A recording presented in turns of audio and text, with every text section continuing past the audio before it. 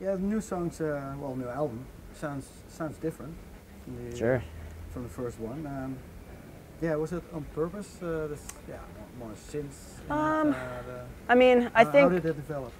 I think it happened naturally, just because we'd been playing that last record for 2 years, so over the course of 2 years, our taste in music had sort of changed, which I think is perfectly natural. Like, can you give an example? Like 3 years ago, when you made the first one, you listened to. Yeah, I mean, when we made the first record, we were really into, I don't know, we were really into Franz Ferdinand, and David Bowie, and who else we were listening to at the time. I mean, there was a big, what they were calling dance punk movement in New York, like the Rapture.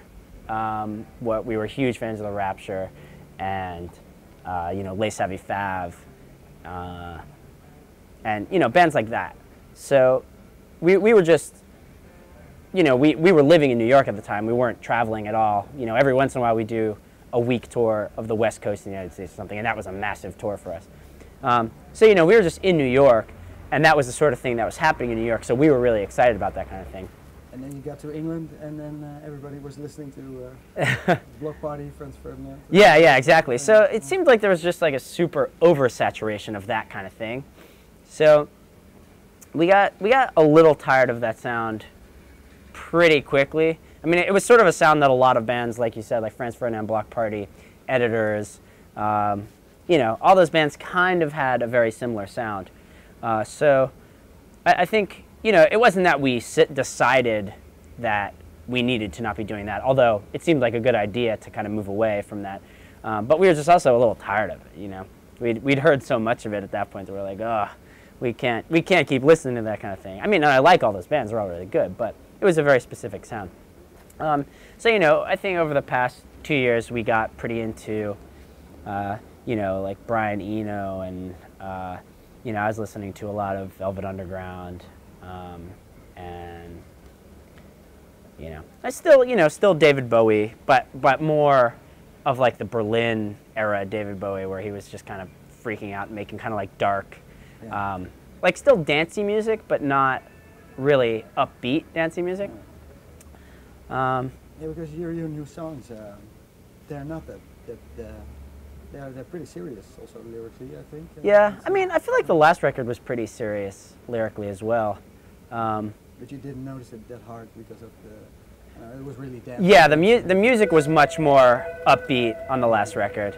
I think the lyrics are a little more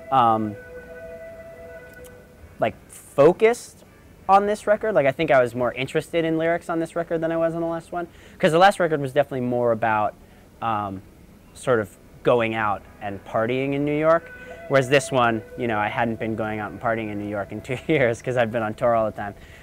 So it was less about that sort of thing.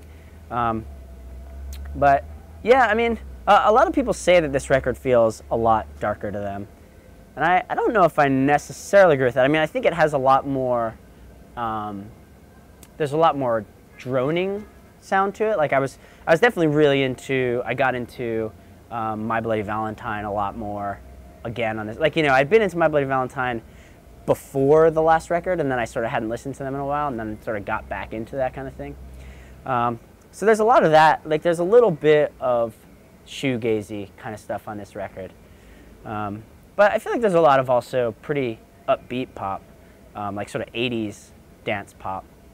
Yeah. That sort of has, to me, just that sound has an air of like frivolity to it, even though the lyrics necessarily aren't really frivolous.